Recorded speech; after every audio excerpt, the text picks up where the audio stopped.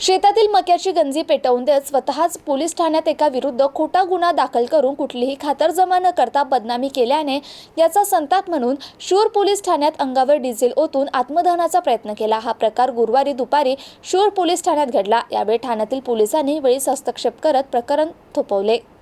वडजी येथील चेतन आत्माराम ढोकणे यांनी शिरूर पोलिसांविरुद्ध आंदोलन करत आत्मदहन करण्याचा प्रयत्न केला।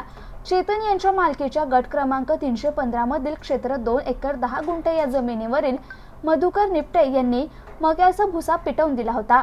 यानंतर मधुकर यांनीच उलट चेतन विरुद्ध शिरूर पोलीस ठाण्यात खोटी तक्रार दाखल केली। मधुकर निपटे हे पोलीस पाटील असून दारू पिऊन शिवीगाळ करणे, गैरफायदा घेऊन खोटे प्रकरणे दाखल करणे यासह अनेक गुन्ह्यांमध्ये सहभागी असल्याचे चेतन ढोकणे यांनी तक्रारीत नमूद केले आहे।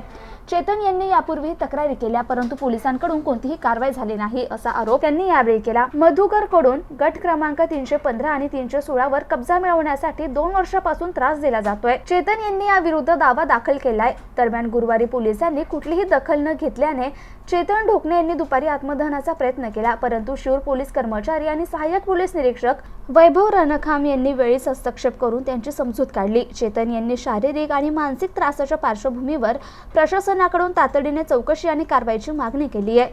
संजय पगारे, MCN न्यूज, शूर।